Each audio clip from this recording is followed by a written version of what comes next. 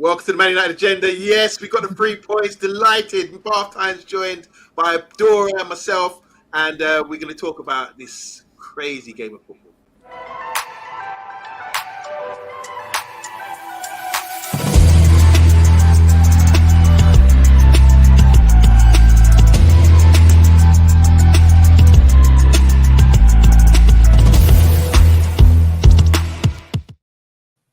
Welcome to the Man United Agenda. Wow. We got the 3 points in the end. Just beat Copenhagen. Just beat them. I'm speechless. We got so much to go through about this game today. Joined by Dora. Joined by Bath Time. Guys, how are you feeling? Relieved. I'm feeling great. Absolutely amazing. I mean, we're all kind of speechless, aren't we? You know, I mean, what can you say about this club? I mean, I don't know how bad time feels, but it is a relief, honestly, because the first half was dodgy, second half was better, but in the true United way, we always, have some hiccups, I would say, in the last minutes of the game. But in the end, we won, and I'm happy. Not just for the fans, but for some of the players as well, because they proved that there is still life in them. And we can talk about it more further. But it is what it is. Well, Prime, it is what it is. Is this the way it is for Man United? Sorry, I've been trying to download a sodding video that Jeff sent about the penalty, so I haven't quite been here, but I'm here now. I shouldn't be pleased, but I'm delighted. It's just, I love the drama. Like I said beforehand, that if we didn't smash Copenhagen by at least 3 or 4 goals, questions really had to be asked about every player on the pitch and the manager. And once again, we were so close to doing it. We missed so many bloody simple chances. But I'm really pleased. I'm delighted for Onana and Maguire, and I've now got some serious questions about some players in our squad who both of them happen to be on loan. Okay, Let's just go for some comments quickly. Big up to Andrew Williams. How are you feeling, Andrew? He said not the best performance, but a big win. It's massive, isn't it? Needed that so much. 2 points dropped today would have been it for me. Big T saying a game's 90 minutes as a whole. I'm disappointed. Keeps us in it, so not all bad. Scott, 2 dumb pens in 2 games. Yeah, he did concede a penalty in the other, did he? Yeah, Sheffield United. Okay, yeah. DK Wilson said, "Good evening, folks," all the way from US of A. Said, "What a tale of 2 halves as well." Most definitely. I mean, man, look, can I just start with the tribute at the start of the game with the wreath? I don't know if you saw that, guys, but Bobby Charlton tribute. It was magnificent. You had the manager, you had who was it? The goalkeeper, who I forget his name, and you had the under-18s, under-23s captain Dan Gore, coming out in a suit as well. Alex Stepney, that's who it was. So the 3 of them came out with the wreath, with a guy blowing the bagpipes, sorry. And it kind of touched me. It was a great tribute and a great way to represent a great player that was Bobby Charlton. I felt really tearful when they were sort of giving that sort of tribute there. Beautiful stuff. That's what football's about, and what a legend he was as a player. And thankfully, we got the result to salute him. Your thoughts on Bobby Charlton, Dora? I will be honest. I unfortunately missed it. I think the broadcast was 3 minutes late. Because of that, and I thought, I was doing something on my computer, and I went there, and it just started. And my mother said it was a great tribute to Bobby Charlton, and the bagpipes, and she kind of explained it to me. I will probably try to go back and watch it once again, because he was not just a great footballer, he was a great man, and he deserves every single tribute this club gives it to him. So yeah, I will need to watch it. I missed it in all honesty, but yeah, from the reactions I can see that it was a really beautiful tribute. Why weren't you there, Stuart? Unless you've just quickly transported back to Essex. Well, we're just talking about the tribute at the start of the game. I saw your comments on the live watch along about it. You, like me, you were like nearly weeping. It was really touching, wasn't it? It was quite tearjerking, to be honest, wasn't it? I wasn't expecting the lone piper, to be honest, but no, it was a great tribute to a great man. Yeah. And being a Man United fan, this is what's all about, having your heart in your mouth for a lot of the time. It was an epic finish. We're not going to talk about a beautiful game. It wasn't a beautiful game, but we have to talk about other attributes that make us a good club as well, and that fighting, showing character as well when it's needed. And just when you think it was all over, we come back and prove that we are still in it, still into the game. So let's just go quickly to the performance. Just going to start with the starting lineup, guys, and just stop me if you want, because there could be a few issues here. Dalot started with obviously Onana in goal. Maguire, Varane, and Reguilon. Now, Reguilon, is he fit or not? Because he got dragged off for Lindelof. Would you have started him? Are we happy with that? Because yesterday, by half-time on the show, was talking about how Reguilon maybe is not suited for the sort of position. So, were you guys happy about Reguilon starting, or is there any other talking points there? Because should Evans have played? Should Lindelof have started instead of Maguire? Those sort of things. I'm quite happy with the starting defence. Dora? Yeah, I agree. I mean, he's a natural left back, and the only natural left back partially fit in the club. So why not start him? I think that Lindelof against Sheffield United was okay, nothing exceptional, but it seems that there is a possibility we will try to play Lindelof against City, which I dread, to be quite honest with you. But you need to do what you need to do, and if the left back is fit, why not start him? And he was okay at times, but yeah. I overall, I was quite. I wasn't surprised with the starting defense this time. Just we've got a comment here from Mr. B saying McTominay shouldn't have started. Stuart, do you want to sort of respond to that? Because in midfield today, it was McTominay, Amrabat, and Bruno, and I think the only talking point would have been that McTominay position. Should it be Mount? Should it be Eriksen? Should it be Donny van der Beek? But McTominay, for all the recent performances, he started today. Was that deserved, or would you have gone with someone else? I mean, excuse me, on the current form, obviously it's totally deserved. Okay. Personally, I would have started Mount. I mean, there's 2 games now and Mount's not started. So I think Mount will start against City. I'm pretty certain he'll start against City. But who knows, he might start McTominay still. Okay, Andrew Williams is saying we need him to get minutes. Talk about Reguilon. So you're right at Dora. I mean, with that balance of being a left back and left footed as well, I think that was important. Yeah. I thought he'd done okay. Bartham, any thoughts on midfield defence starting lineup, not performance so much? Would you have gone with anyone else? McTominay's talking point, maybe? Well, what do you want to talk about McTominay, or do you want to talk about the defence? Just the starting lineup. I mean, is there anyone you thought, oh my God, why are they starting with this guy, or a bit shocked about? Reguilon was the one that I wasn't so sure about, and I think that you saw it right. Everyone's going to go and talk about Eriksen's introduction in the second half. I'm not completely sure that was what turned the tables, as it were. I think what it was is that Rashford needs a runner in the channel. So you saw Rashford move into a wide area, and then you saw Reguilon overlapping him. And I think against Sheffield United, for one of the goals, Lindelof did exactly the same thing. Rashford needs that man running in that channel, and when Reguilon starts, he's not technically good enough to play inside. And that means that Rashford has to play inside, and that's not where Rashford is good. So this is my issue with Reguilon, is that I just don't think he's got the attributes that complement our left-hand side. Fair enough. That's a good point.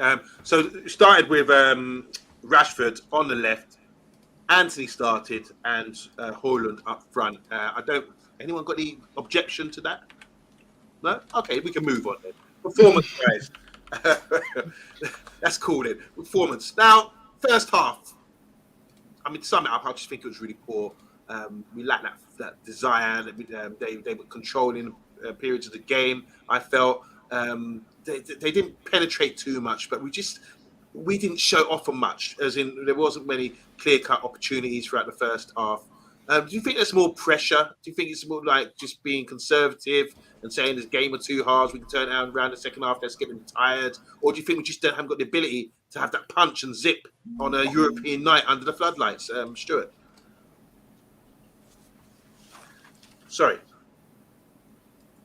Muted. It was very, very poor. Yeah. I mean, I can't remember the last time I enjoyed watching United play, to be honest. It's been a long, long time. I was actually nodding off in the second half. We're so poor. We're so poor. But why, Stuart? What do you think in the first half? Is it because the way they set up Copenhagen made it difficult for us to play? I don't think it's just a setup. I think it's just a case of, I mean, again, everyone's turning on Ten Hag tonight. It's another manager that's going to get thrown under the bus the way things are going. This is just not the Man United way. Especially after Sir Bobby, you think, right, the players are going to come out tonight, put a shift in. But no, yeah, we got the result, but this is not the be-all and the end-all, is it? You want to see that Man United way, the attacking play, the wing play. It's just not there at the moment. It's not been for a long time. Okay. Dora, do you agree with that? I mean, talking about the passion, the fight, the attack. The fans aren't happy. I mean, Stuart goes to home games. He's not happy. I mean, is there any way you can sort of, or are we explaining, or are we straining for some explaining as to why we can't really sort of have that zip in the first half? I mean, I feel sorry for match-going fans spending money and watching that atrocious, horrendous shit, I would say. Sorry for the language. I'm not like this is probably the worst gameplay from United since Ralph Ragnick days. This is absolutely unwatchable, in my opinion. And I'm not a negative Nancy, or I'm just realistic at this point, because even against Sheffield United, it was the same pattern. I don't think we played any great game this season, which is appalling. And you know what? It is a question on the manager, but it is a question on the players, because it's obvious that they were strolling around in the first half. Some people are going to argue, but there isn't, how do we say it, a pattern of play, which I absolutely agree. Some of them, I mean, the team looks like they are playing for the first time ever. They just, but on the other side, on the other hand, you see the players just don't run, and when they actually run, no one is picking them out. I think that the wingers have been a huge problem. Both Rashford and Anthony. Bruno has been, strolling around as well, even though he's trying, it doesn't work. I think Rasmus Højlund is actually the only one that you can actually see that is creating something positive in front. He's running, he's pressing, he's consistently pressing the goalkeepers, the back line. He's been, great at holding the ball. He's been going into space non-stop. And then you see, and whenever I see him going into that space, I see Rashford standing with the ball and stopping the whole play, even when we do something, in that attacking possession. So, yeah, I agree with Stuart. It's been absolutely atrocious. This is I'm not sure. I'm honestly not sure what is going to fix this. We cannot change 20 players. I think the manager needs to do something. Maybe drop some of the players if that's going to change something. Because against City we are going to get pounded. We are going to get trashed against City with this gameplay. And I'm not even sugarcoating. And I know it seems dramatic because we won in the end, but I mean, I was suffering. I was literally suffering. As Stuart said, it wasn't even nodding off. I was contemplating, downloading TikTok, because I don't have TikTok. But I was contemplating, downloading TikTok and actually watching something. Maybe some great videos, football videos of some other teams playing them. Atrocious. And I'm curious about your opinion on what we have to do to fix this, because the players are obviously something is going on, because I'm seeing Maguire, Rashford, and other guys playing really well for England. Not just them. Bruno plays well for Portugal. For the Well, national leave teams. Harry alone. Yeah, but they are playing great for the national teams, and when they come to the club, they are strolling around the pitch. They're invisible, and that's a huge issue for me. We are suffering as fans, truly suffering. So is it that bad, bath time? The first half performance, especially. I mean, what is it? Because everyone was disappointed about the lack of zip, lack of play, not really able to break them down. They were really compact. They were organised, weren't they? I mean, do we have to give Copenhagen credit for making us look bad, so to say? Yeah, a little bit. I mean, it's like, so when you're playing against like a block like that, like you go around it, you go through it, or you go over it. And the problem that United had tonight, I think, is that everyone's talking about how we move the ball slowly and stuff like that. Okay, like Varane, who, like, I don't know if he had a good game or a bad game. He wasn't good on the ball. He was good defensively.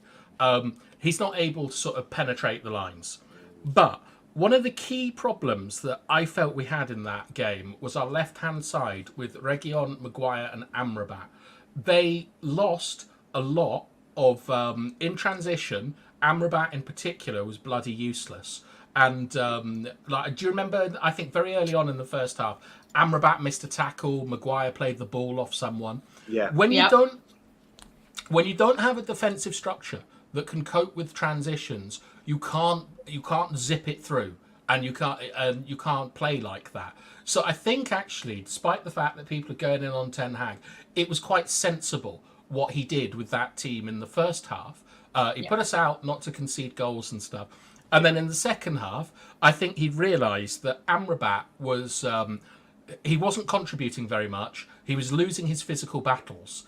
And, Eriksen will probably lose physical battles and be and not be great defensively, but he'll contribute on the ball. And so when he moved Eriksen into like the back three, basically, with McTominay just in front of him, it allowed Reguilon further forward, it allowed Delot further forward.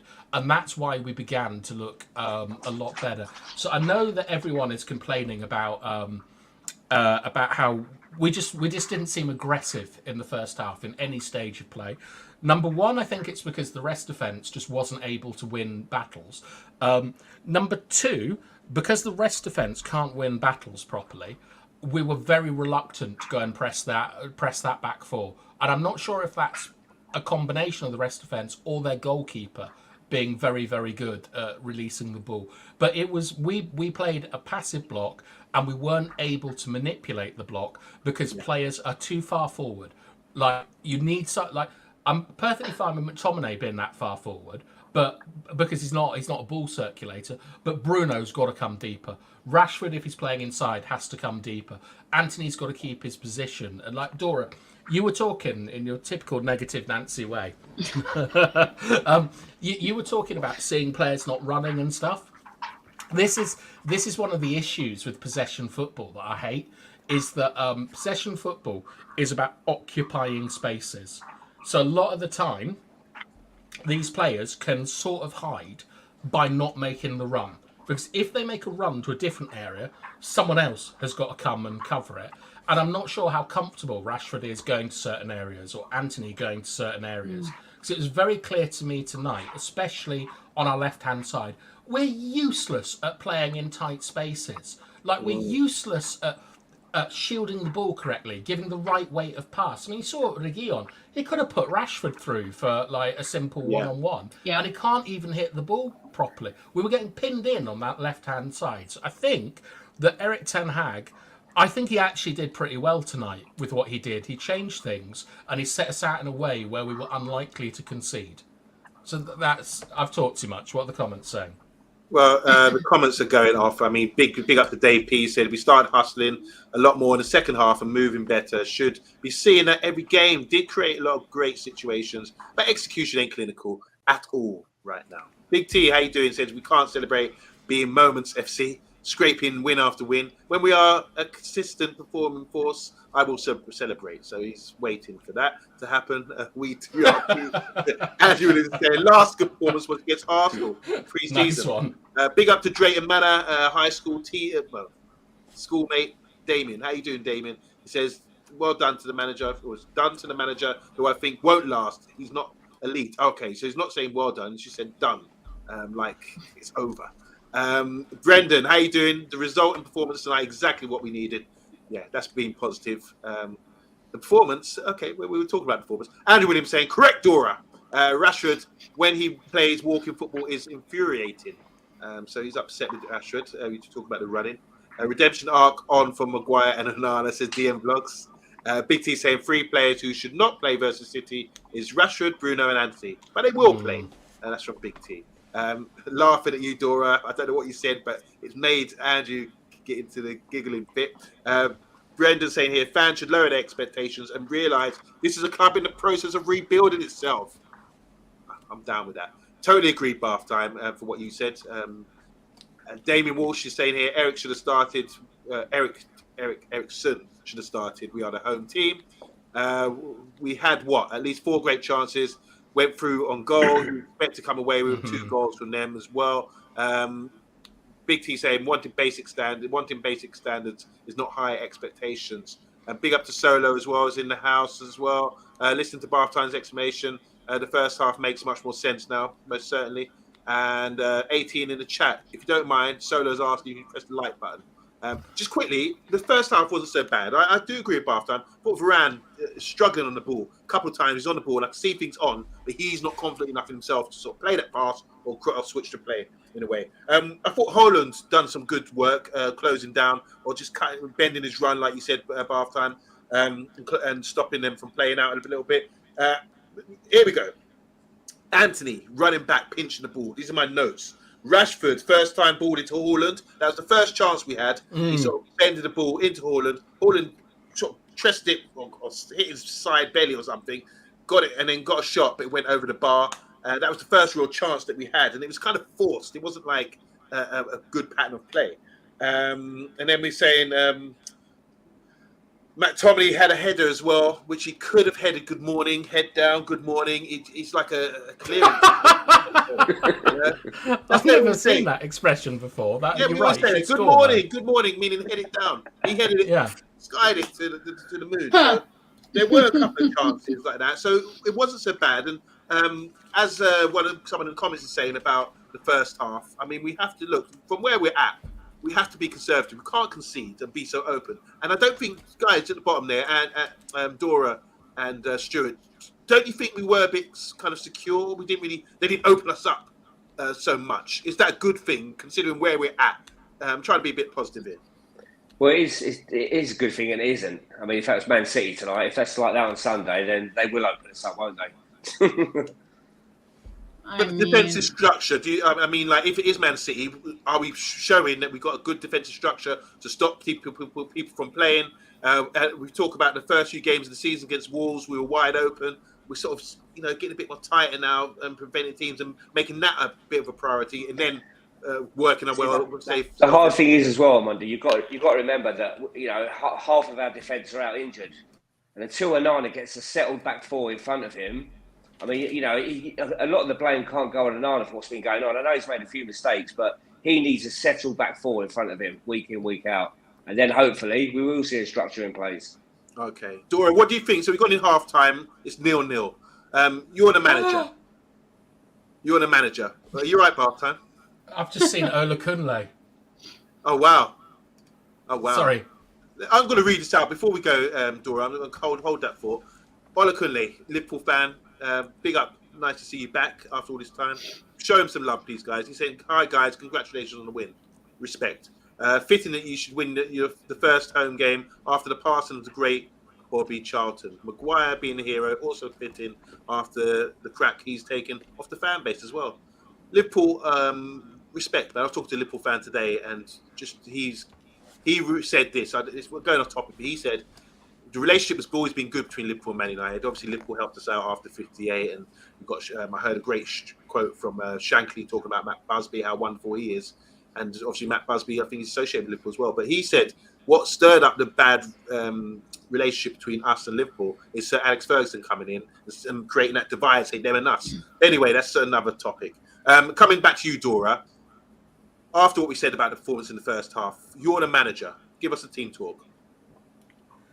Well, if you don't start putting in an effort, I will, pull you off the pitch or something. Because I mean, it looked like he kicked them up their asses a bit in the halftime, because we kind of, got from that break, with more urgency, and as Bathtimes said, tactical decisions with pulling Amrabat off the pitch, who has been absolutely atrocious in my opinion. I absolutely agree with that. And putting Eriksen, who is probably our best on ball player in the club right now. I don't care what anyone says. He's like Juan Mata from a few years ago. He was always the most intelligent player on the pitch, even though he had some other issues, but and I would probably do the same thing, but I would be even bolder, and I would say, you know what, I will pull Rashford off at halftime, because he's been piss poor as well in the first half. But then again, if I pull him off, I need to pull Bruno off, and then I have to pull off the whole team off at the halftime. But yeah, it's been I would be, assertive. I would be, passionate, like in Football Manager, passionate talk or assertive or aggressive talk. If you don't, go out there and play for the fans, play for the club, then you're off. So, but yeah, I think that as Ten Hag, I agree. I think he did a really good job, changing things in the second half, and we saw, better play, better gameplay, and it kind of worked. It kind of worked in the end. But yeah, good team talk. Good team talk. So I'm Amrabat. Yeah. I'm saying to you, Stuart Ten Hag, you look like him. Why me, boss? Why are you taking me off at half time? Because you're shy. Brilliant. You know what? I mean, what's he had now? About 6-7 games. I'm not seeing nothing there whatsoever. I'm really not. Like any United player, I've given Maguire so long. And Mondi, as you know, I'm not Harry Maguire's biggest fan, but fair play to him. And but Amrabat, I'm not seeing nothing there at the moment. Nothing at all. Fair enough. So he's been dragged off at half time. Half time, you got something for us? Yeah. So I've got this. This is the average positions and passing network from the first half. And I think that this illustrates a couple of things. Sorry. What do you see? What do you see on Monday? Hey, I remember last time you drew this up, you said, Yeah. Look at the passes to our striker, Haaland, number 11. And nothing. Anyway, but you explain. That's straight away I just noticed that. Yeah. So, you got Amrabat and McTominay sitting on each other, which is fine, to be honest. Piggyback. Yeah, and I think, right, the reason why, so McTominay's playing as a box-to-box player, which means not a lot of touches on the ball, but a lot of running. And I think that McTominay's got to cover Amrabat here, because he's just not physically good enough to deal with stuff in the centre of the pitch. We all know that clip against Mbappe, but we haven't seen anything like that since. And then I really, really hate the positions of Reguilon and Dalot. You can see that Rashford and Antony are isolated. You can see that Rasmus is isolated. And there's too much space between the lines. We've got to be much, much more compact. And sorry, I've got a frog in my throat. You can also see that Copenhagen, they're targeting. Do you see that 30 and that 9? Yeah. Yeah. Who are they targeting on Monday? There are right back, or in between the right back and Varane and Dalot. Other side. Left side. Oh, is it the left side? Reguilon and side. Maguire. And Yeah. Is it the left side? Yeah. They're playing Okay, fair enough. Yeah. I believe it is. They're targeting Reguilon and Maguire here pretty hard. And I No. I think. Sorry, Stuart's Talk to the dog. He might be awakening something in me. I think that this kind of shows, like you see that flat back four. There's like Anthony and Rashford are holding the width, but there's no one inside, and it's such a problem. This is an incredibly safe defensive setup that we see, and then when we go to out of possession and in possession, United actually are really good in possession. So that's the one on the right. You can see that we're actually really sound defensively there. Like everything's covered, and that's a mid block. And then out of possession, I'm going to be completely honest. Sorry, in possession we're fine attacking wise. Out of possession, I don't know what this graph means. I've never seen anything like it. I can't explain to you what that is. But looking at it, Amrabat is covering too much space. Is the first thing.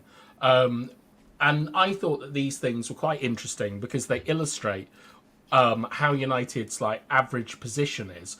And you can see we're not using Onana. Okay, so we're not trying to tempt them onto us. And if we tempt them onto us, we can like play more transitional style of football. So we're not doing that. We're just like the main passes are between Maguire and Varane. And you can see that nothing's going forward. I mean, I think, someone correct me if I'm wrong, I think it took 25 minutes before Maguire broke the lines. Like, this is a safe performance. And I think that it just illustrates what Dora and Stuart have been talking about the lack of penetration, the lack of zip, the lack of aggression. And then it all changes in the second half. But why? Well, he made a change, didn't he? Eriksen's come on the pitch, and after 53 minutes, Rashford got to the byline, cut back for Eriksen, and he hit a nice strike. Oh, yeah. And the keeper made a good save, good hand. That was a nice chance, I think, created. And for once, Rashford delivered with a nice cutback. Good chance that was. And then Rashford was offside, and he also had a penalty claim. He got played in by Rasmus on the 58th minute. But he was just offside, wasn't he? And it maybe was a free kick outside the box. But then you can see already in the first 5 minutes, 10 minutes of the second half, we were creating chances. So you can see a bit more energy going forward. Eriksen played in Rashford, and he had a heavy touch when he was 1-on-1 with the goalkeeper. And then the subs came on. Obviously, Reguilon maybe he's unfit. Lindelof came on for him. And then Garnacho for Anthony. So, Dora, what do you think about the subs and the start to the second half? So obviously Eriksen for Amrabat, and then after 62 minutes, it's Lindelof came on for Reguilon, and Anthony got dragged off for Garnacho. We were playing well at this point. Yeah, I agreed with all of the subs.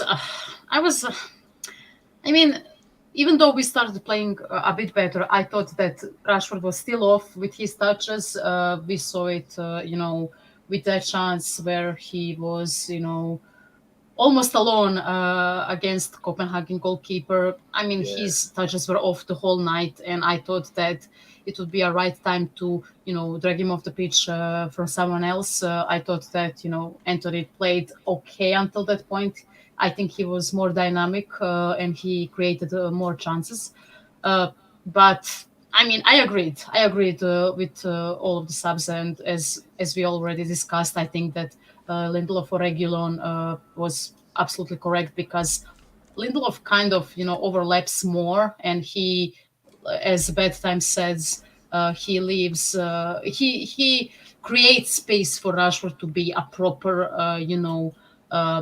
left side winger or whatever he is. I think he kind of got on the right after the change, and I thought he was okay. I think he created for Bruno that one time, and I think he created one more time. But overall, I thought that his touches were both. But subs were correct in my opinion. I thought that it was absolutely correct. So that's after 66 minutes, and obviously we had that Rashford chance where he was 1-on-1 with the keeper, Stuart, and then minutes later, Garnacho from the corner, he popped it off and made a run from a corner, and it's like there must be about 100 yards that he's had to run. He waited for the return, he got a return pass in, got played in, and he's 1-on-1 with the keeper. Where do you think he went wrong there? The problem with Garnacho, excuse me, he's an outstanding talent. We've got to remember he's still, what is he, 18, 19 years old? Oh, he's older than that now, surely. No, he's only about 19, is he? Half-time? He had a birthday party recently, didn't he? 19, 20, I believe. Yeah. Anyway, he's still quite raw. Once he's got that end product, then we'll see because that Garnacho is an absolute talent. There's no doubt about it. But I don't know what he has to do to get a start. There's something going on there because Ten Hag. There was a lot of issues last season with Garnacho. He's getting a bit big-headed, things like that. Right. So I think he's needed to be brought down a peg or two. But I think we'll see the end products hopefully sooner rather than later with Garnacho. Yeah, certainly. I mean, I think he should have shot first time. His first touch was good. He should have shot first time. And then, first touch was good, ran onto it. But I think after like 100 metres, you're sort of dipping at the line, aren't you? You're blowing at the tank. And he was gassed by the end of it. And I just think his head went, and his second touch was poor. But the problem with a lot of these players at the moment, Omondi, is obviously his confidence. Yeah. That's the problem. But obviously winning games, whether it's playing rubbish or whatever, breeds confidence, as you know. So just to be sure there, but like I'm naming chances. In the first half, we had some good chances. Second half, we had good chances again, and we just weren't finishing them. But it shows that we were probably the better team, and we can't be too down on ourselves. So coming to the 71st minute, and there's a quote I want Bath Time to drop here because what's the saying? Out of the frying pan into Maguire.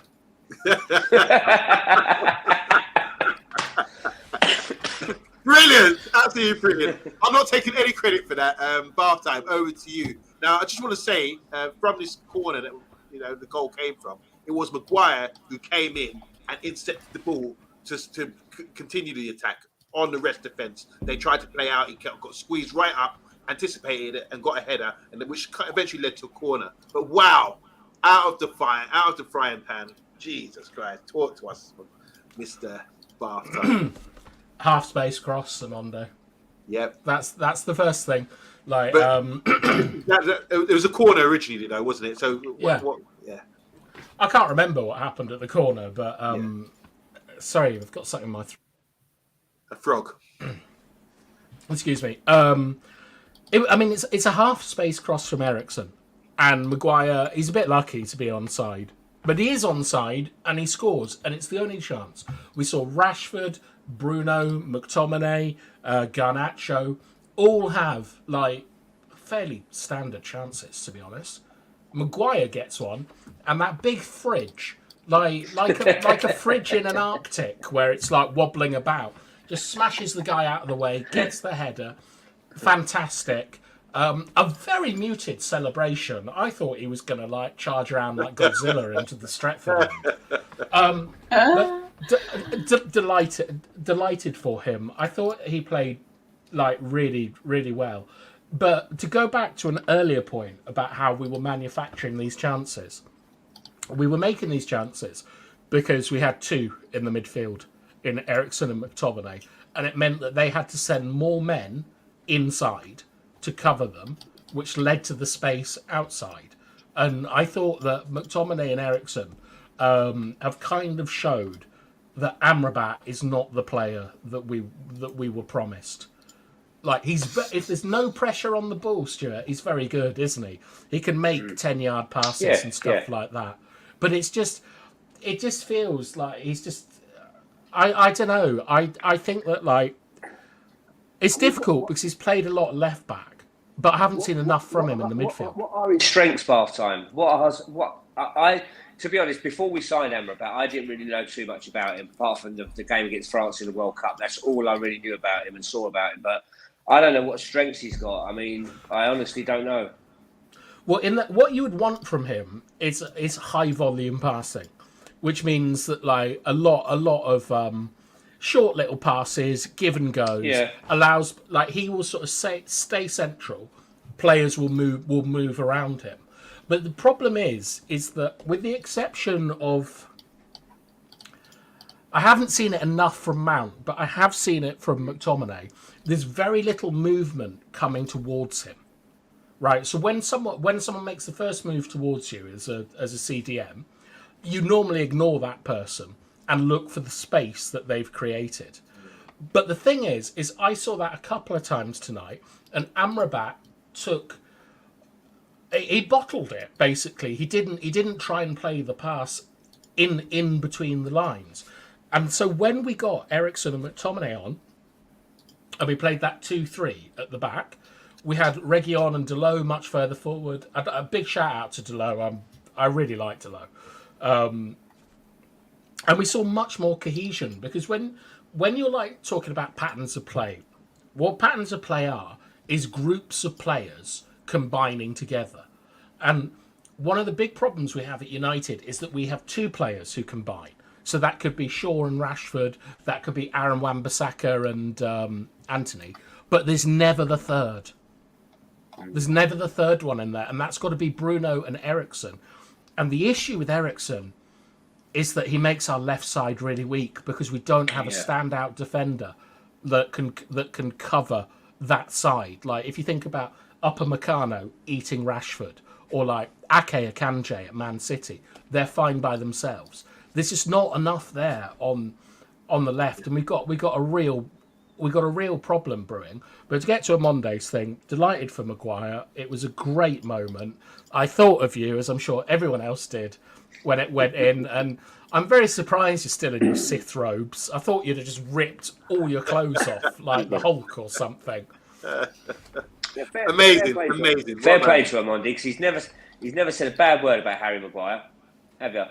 I have, when it's necessary, I would say that's poor, but I just think it shows a lot of character. You got to have thick skin, in it, Dora. When you get a lot of abuse, and you stick with it. You could have left the club and said, you'd be justified to leave the club, say, that's not happening for me here. But for some reason, he's dug in and been stubborn with it, hard-headed and big-headed as well, as he showed today with the amount of headers he cleared and that kind of thing, and got the goal. And I just feel that, it's great that the fans are on side with him today. And that you need something like that, don't you, Dora? When you're under pressure, it's been a couple of years now, that could turn it around for him and get the fans on side, and then give him that confidence to start playing better football going forward. Say something nice about Maguire, Dora. I know you do. I mean, look, I have a Maguire agenda. I will be completely honest with you, but I think that, the Crystal Palace game, the Sheffield United game, and this game, I think he was decent. He was really good. I would say, I would even go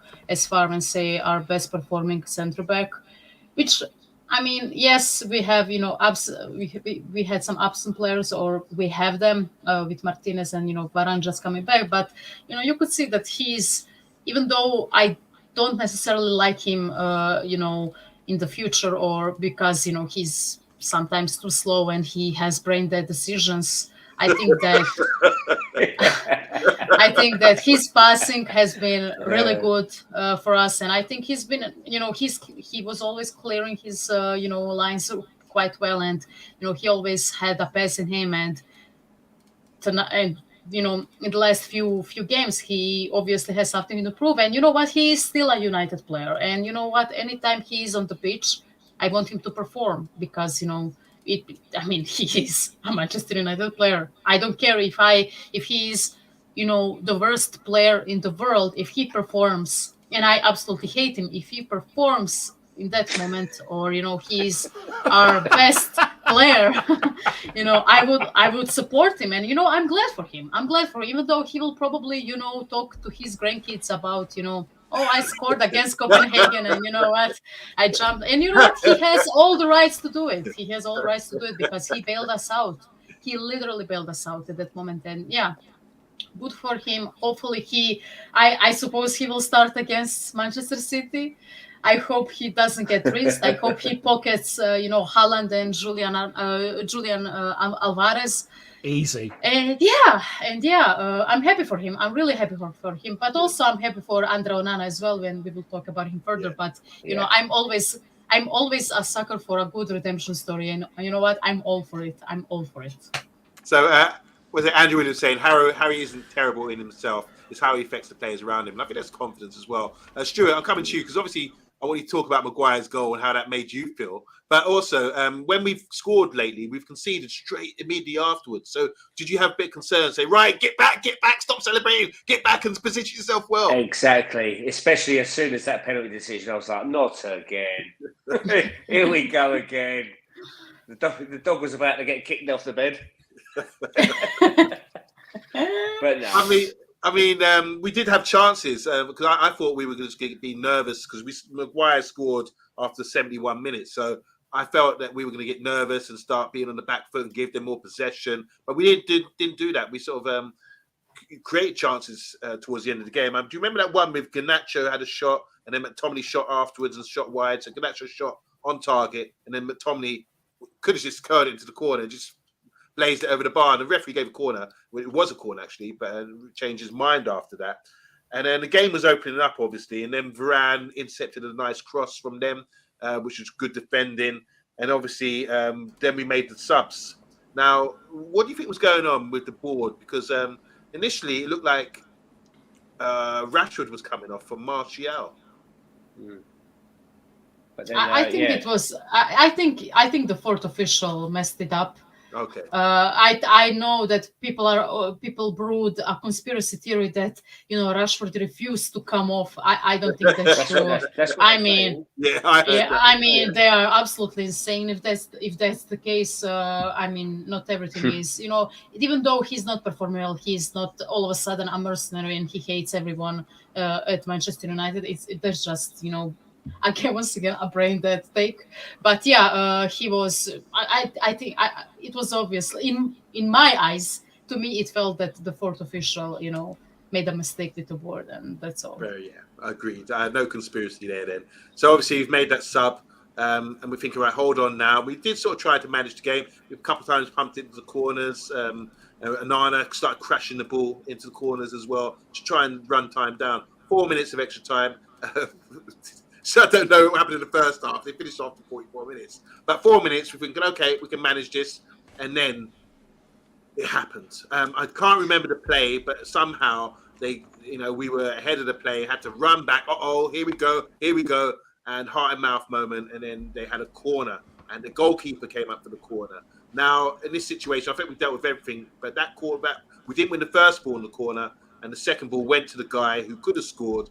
But luckily, McTominay nearly kicked his head off. I still think it was very harsh. Penalty. Very, very harsh. Yeah. Can we all talk about this? Let's talk about this penalty then, guys. Just jump in. Who thinks it was a penalty, first of all? Yeah. Bath time, do you think it was a penalty? No. All right, so you and Stuart against me and Dora.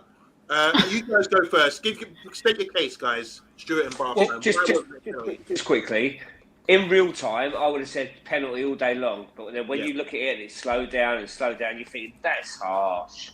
That's very, very harsh. But that's the problem lately. We're not getting these VAR decisions, etc., etc., etc. So yeah, but no penalty for me. But there you go.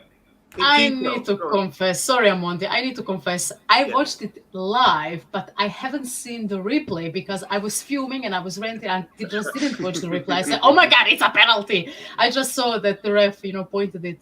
Who are you ranting to? To no one. I mean, excellent. That's what I was hoping for. No, everyone ignored me. My dog was sleeping. He was dead for on the couch for 40 minutes, and he got used to it. He got used to it. But I haven't seen the replay. But I still think, I need to stick to my guns. I support you, Mondi. I thought it was a pen, so McTominay made a mistake. So. Objection from Bath time. You saying it was dubious. Well, I'm not saying it's dubious. I say it wasn't a penalty, but I asked Jeff to send in his thoughts on it. He sent them to me, but I don't know how to download videos from Twitter direct DM, so we'll get onto that. But Jeff said it was 100% a penalty because McTominay tried to kick the man. I personally think, as a footballer, I don't think it's a penalty because the guy's ducking for a start, so it's not a high foot. And I don't think you can take that out of the game. And thank our lucky stars. Onana nearly saved a penalty against Sheffield United, and he's done it tonight. And big shout out to Scott McTominay for giving Onana the platform to redeem himself. But he's a selfless player, isn't it? DK Wilson saying here, no pen. How was McTominay supposed to see the player coming from behind him? That's the kind of argument I want to hear from you guys, which is a good point, because when we played Wolves, Onana didn't see the guys that he clattered into. So should the same rule apply? I'm trying to give you weight for an argument here, guys, because I used to think it was definitely a pen. Yeah, See, but quickly, Jeff said Mondi. it's a pen, so it is a pen. I've got more issues with the law if that's a pen, but if it's a pen, it's a pen. Just quickly, I'd say the Omondi incident. The Onana incident against Wolves was more a penalty than tonight, in my opinion. But the same thing applies, like DK Wilson saying. How's McTominay supposed to see the player behind him? Same applies, but Onana had his eyes on the ball. Monday, you always do this. They came out and said it should have been a penalty, the Onana one. Yeah, so always bring this up as the standard. But then they said that wasn't given. It's for the same. Yeah, and they had to apologise because it should have been given. They got it wrong. Like you always use it as a yardstick, but they said it should have been given. I said that penalty against Wolves, I think that should have been given because a keeper was trying to command his area and came across, didn't see those two guys. The same applies with McTominay. He didn't see this guy, but he missed the ball. Yeah. And the keeper missed the goalkeeper missed the ball as well. So they both missed the ball, not seeing the guy in front of them, and clattered into someone or tried to kick their head off. Yeah, so they both should have been penalties. Yes, I'm looking for consistency. I would have said at the time that the Wolves game, I think that wasn't a penalty because I felt it wasn't intentional. But I think with this one, if you're going to kick the ball as a player in the box, you may kick that ball. If you would have hit the ball, there would be no issue here. Yeah, but that's two different arguments. And he's got his eyes on the ball as well. Yeah, but you're making two different arguments. I'm not. Just let me clarify. Objection. Just let me clarify this. When Onana was running, like looking at that, and had to run across, keeping his eyes on the ball, he didn't see the guys. So where he didn't connect because he hit the players first. He was going to connect with the ball, but he hit the players. McTominay would have connected if the player hadn't have been there. It's the same. He didn't connect. Neither did Onana. But he missed. McTominay had eyes on the ball. And he actually missed the ball. The guy came across him. You see what I'm saying? The difference there, guys. No. Objection, please. Interfere. They're both penalties. Anyone? As a biased United fan, that one against Wolverhampton wasn't a pen. Thank you. Awfully. Thank you, Dora. There we go. Right, just quickly, let's hear what the people in the comments are saying. High boot would have been dangerous play, which would have been indirect. So that's a high boot. It is dangerous play. Whereas the goalkeeper coming across and landing into players that are in his box I don't think it is necessarily. Casemiro, Emma saying here, Casemiro got a yellow card against Galatasaray for a high foot when the player accidentally ducked as well. I don't remember that in detail, but a good shout. Emma saying again, they always give a foul when there's a high foot, even when players duck. Would have liked him to go to the monitor. I think they did, didn't they, for that? Got to err on the side of safety. That's from Andrew Williams. Onana should have had a pen. McTominay, no. So there we go, DK Wilson. There's a lot of disagreement here. And DK Wilson said, half time, the player came from behind him. Stop shouting at me, DK Wilson. I don't think that should be a penalty, but the letter of the law, according to Jeff, is it is a penalty. So we have to just accept that it's a penalty.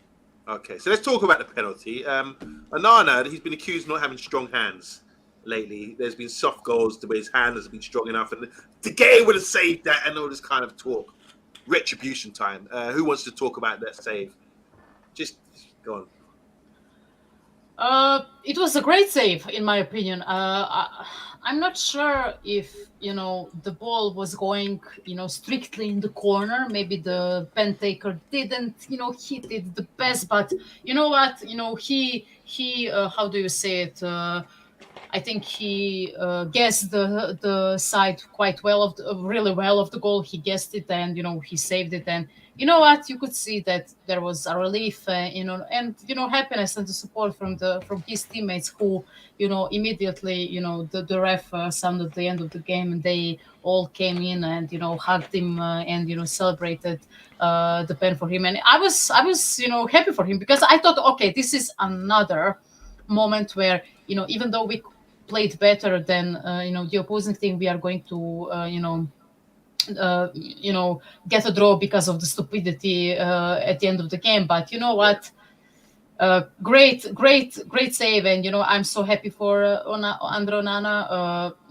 Maybe this is a turning point for him, and I can't wait to see how he is going to build up, that moment from now on towards the future games, because this is a confidence boost, a massive confidence boost. And you know what? It will be interesting to see how he's going to, play against bigger teams, especially against Manchester City on the weekend. Okay, before we go on, DK is saying here, okay, thanks for the explanation, bath time. I didn't know high boot automatically equals a penalty. It doesn't. No matter of the circumstances. Wolves was a stone waller for me, says Andrew Williams as well. No, that's wrong, Amondo. If it's a high boot, it's an indirect free kick. That was said by Jeff earlier as well, so Yes. that's a fact. Andrew Williams is saying here, nice height for Onana. What do you think? Do you think it was a good penalty from the young Larson? He does look like his dad, doesn't he? Stuart. Who does, sorry? The young Larson kid. He looks like his dad, doesn't he? Oh, spitting image of his dad. Yeah, Spitting really image. Do you think he took the penalty well? Because Andrew's saying here, nice height for the Onana. I didn't see the penalty. I turned it off. Oh, you're joking. Brilliant. No, I'd had enough. Like Wow. we were saying earlier, Monday, about scoring, conceding straight away, and it happened. Last kick of the game, I couldn't do it. I just turned it off. So wait, what are you telling me? As soon as the penalty was issued, you said, "Yes, I'm going," and turned it off. Yeah. Wow. I was watching downstairs. The missus downstairs watching telly. I'd had enough. Turn it off. Got downstairs, put 5 Live on. That's your hand. Okay, bath time. Is that how? Bath time. Just quick. If you're taking a penalty, what's your advice to a young player like Henrik Larsson's son? What should you be doing in that situation? Because Andrew's saying he was a nice player for the goalkeeper. What do you do with your pins? I don't know if I can give advice to a professional footballer on how to take a penalty, Yes, but you can. I always hit them. I always hit them hard top bins, but I've spent so long practicing set pieces that I'm not worried. I think in that situation, you hit it high down the middle. Okay. Like You can goalie will move. yeah, because it's like the goalkeeper's got to move. He can't sit there like a lemon. But the thing is that like with VAR, like I was so pleased with Bruno and the lads making that go on for so long. Yeah. They knew what they were doing. Like, get that young, inexperienced guy to get doubt in his mind and stuff like that. Like, it was good. And I'm so pleased for Onana. Like, I mean, I thought McTominay was going to start snogging him, like, at the end of the match. Like, they were there just, like, shouting in each other's faces. And remember, it was barely 2 weeks ago that, like, McTominay bailed Onana out and stuff like that. And they looked like they might not play like one, but they're beginning to look like a team, like off the pitch. And I really like that. All of them there. Onana's telling them, stop loving me. We got to defend a corner. Like, I really liked it. It was a great moment. And it's the only bloody way United can do things. Like, we should have been 4-0 up, and like a penalty comes in, and like everyone's sort of saying, "Oh, that's a shame for Maguire's clean sheet record." But instead, it's just utter drama at the other end. But yeah, like I think Onana played really, really well tonight. I mean, he started off shockingly, where a ball's going wide, and he's like jumping to save it. It's 5 yards wide, and then he did that great save, where I wasn't particularly impressed with Maguire in that transition, I have to say. But he made the save and he did it again. And there are nights where players arrive, and tonight Onana has arrived. Like, there's no more doubts over him. He's done really, really well. His kicking was bollocks. He didn't claim a cross, but he's got us the 3 points, and he's done it with 2 great saves. and I hope that draws a line under any doubts people have in him now. That back four believes, the manager believes. Do you believe, Stuart? You're shaking your head at me. I'm still not 100% half time. Well, you should probably Still- finish watching the matches, and then you can be 100%. Mate, I've had years ago to watch. I've had years ago to watch this, and believe me, it does. It gets too much sometimes. All right, let's do man of the match and just wrap up this show. I'm going to go with Harry Maguire. For me, another really good performance. Without him there, clearing those headers and his passing, if compared it to Varane, I think his passing was much better. I think I want to give him man of the match because he scored the goal and he set up the goal as well for the corner. He's the one that intercepted the ball to force the play again and turn it over, and then we end up getting the corner. And then obviously with the second phase, the Ericsson cross from the half space, he was there, read the line, saw the guy that he was onside, and rather than just head it like McTominay over the bar, good morning, bottom corner, Bob's your uncle. Beautiful. I have to give Harry Maguire. Keepers, obviously he's made 2 good saves, but his kicking wasn't great, as Bathtime said. He's another one that should be considered. And just looking around the pitch, all round, I think the structure was good. And I'm big up to the manager as well for making the changes. I remember we were talking about the Spurs game the other day and saying how they made a change in the second half and it won them the game against us. And I think the manager today made a good change, which ultimately won us the game because Ericsson was instrumental in the second half. So I'm giving it to Harry Maguire, 2 games in a row, man of the match for me. To go around the room, Darius, bath time, man of the match, and why? Well, Ericsson was given the official man of the match. I think I have to give it to Onana, to be honest. It's not just for the penalty save; it's that save he made in the second half. Like, I agree, Maguire played well, but I wanted to see a bit more from him because against Sheffield United, he was our best ball carrier, he was our best progressive passer. There was none of that tonight. And I felt that he did look a bit shaky in some transitions. I'm not saying he played badly, but it wasn't the best performance I've seen Maguire give. But that is the best performance that Onana's given in a red shirt. So I'm going with Onana. Okay. Are there only 2 options here, Dora, Onana and Maguire? Are you going to throw in someone else for man of the match? I mean, I agree. I will agree with Bathtime. I would give it to Andro Onana. He made a game-saving. How do you say it? Game-saving penalty.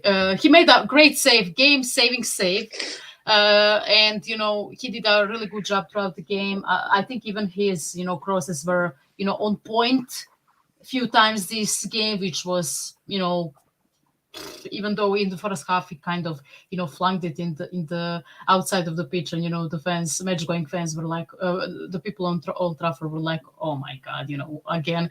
But yeah, I thought that he could recover from that, and what, even though he's good on the ball, thank God we finally saw him that he can save some shots, and what, I'm optimistic. But I will give a shout out to Rasmus Højlund. You know what? I think that out of and besides maybe Ericsson, I think that Rasmus Højlund really showcase what he can be at this club. I think he's already showing glimpses, with his holding up play, him going into space, his technique, and what, he reads the game so well, his back heels, and he always knows. Yeah, he always knows when the other where his teammates are, and I wish that his teammates see the game as he does, and I hope that the other guys will finally get their heads straight and play in the best of their ability. But yeah, I will give it to Onana. This is absolutely his best performance for the club. So the Danish Emma, she said I give it to Ericsson. She might be biased, but she doesn't care. Ericsson played half and changed the game in a way. So the candidates here are Onana, Maguire, Rasmus, Dora's picked him up, and Onana. Stuart, over to you. I'd like to give it to Onana, but because of what this bloke's been through the last couple of years and that stick, for me included, I've been his worst enemy the last 2 seasons. But Harry Maguire, Hands up, please. There's no other candidates like Harry Maguire gets it to me. And if he plays like if I say this Sunday, if he gets man of the match or something Sunday, or he scores, or he has another blinder, then things are looking up. I mean, the guy, he's a great professional. He's a great pro, Harry Maguire. Wow.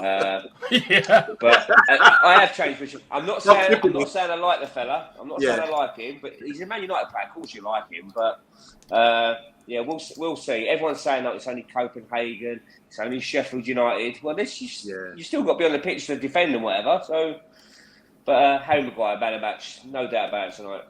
So Andrew's saying Ericsson as well as Emma, and Flex Felix saying Ericsson. Can you win man of the match by playing 45 minutes? Yeah. I suppose you can. Yeah, most certainly. All right, guys, we've got our 3 points. How's the group looking now? Obviously, Bayern Munich beat Galatasaray away from home, so we've got 3 points. We're above Copenhagen, have got 1 point, and Galatasaray got 4 points, I imagine now. Yeah. So just I know we're looking into the future. Do you reckon we can still qualify, guys? Yeah. Yeah? Okay. Yes for everyone? Again, Yeah, there is a chance. Yeah. Copenhagen. Again, it's another must win. I think going to Galatasaray is going to be tough, and going to Copenhagen might be tough. But I'm just looking today, I think the confidence, playing them first at home was good. And now we know what they're about. I don't think, if we set up properly and have the right attitude, I think we're a better team than them. And we should be going there and maybe getting a win. We have to anyway. So it's good to see now that we've seen all the teams in the group. And it's easier to make that assessment. That's why I did ask. But hopefully we can. We're qualify. finding ways to win, Amondo. Yeah. The will to win as well. Yeah. As we've seen today. Bayern Munich cruising says across the pond. How you doing across the pond? He says in the second half of your match now. As Arsenal live away, big 3 points. Well done to Arsenal. They beat Seville away from home. 2-1. Great result. What we got tomorrow, just to let you know, make sure you tune in, guys. Tomorrow we've got an interview, also from a Man United fan, and a guy, a semi-pro footballer, who's you can find him on Instagram, the Honest Football Coach. And he's got a Sunday League team that he's done miracles with. They're playing in the first division of the Harrow Challenge Sunday League at the moment, and doing really well. A great brand of football he plays, and him and Bathtime would be very interesting to hear how they talk football tactics as well. So we'll be interviewing him tomorrow, and also the aftermath of this game and everything else is coming up. And obviously we're building up to the derby at the weekend, and that's gonna be massive. So hope you guys tune in. Finally, Flex Felix is saying we won't beat Galatasaray. They had 20 shots against Bayern and outplayed them at 2. I didn't see the game, but wow, that's impressive. Someone doing Mr. B dirty with the shorts. Okay. That's Jeff, innit? All right. What's happened there? He means YouTube shorts. So I suppose Mr. B's gone mental about something or other. Okay. All right. Well, enough from us. Any last words from Bathtime, Dora, Stuart? Bring on City. Yeah. Yes. No, don't bring on City. Bring on training sessions. We're ready. We are beating City after this amazing performance. Realistically, I mean, we're playing at home. We beat them 2-1 at home last season, didn't we? I mean, come on. We've got to be really. Yeah. Are we playing at home? We are playing at home. Yeah. Yeah. Yeah, we can beat them. Come on, guys. You going, Stuart, are you going? Are you going? Yeah, I'm going. Oh, brilliant. Send us videos, Stuart, of the manic celebrations. Yeah, if I'm still in the stadium. Stuart, I wanted to ask you, is there an Onana song that's like been put out now? Is there a song they sing for Onana? I can't say on here what's sung in the Stretford End about Onana this season. I can't sing on here. Okay. All right. Well, there you go. There's confidence is up. We can beat City. We can do it again like we did last season. They're not very good early in the season either, so it's a good time to play them, I imagine. Got Bathtime, Dora, and Stuart. Thank you so much for your reaction to this crazy game of football, and what a wonderful club we have where we have moments like this, and hopefully there's more to come in the future. But big up to everyone out there. Thanks for tuning in. Big up to also to Mr. B. He's done a wonderful watch along. And I'm going to go check out his short, see how he reacted to the calamities that was going on with McTominay in the box. All right, guys, we will see you tomorrow. God bless. Good night.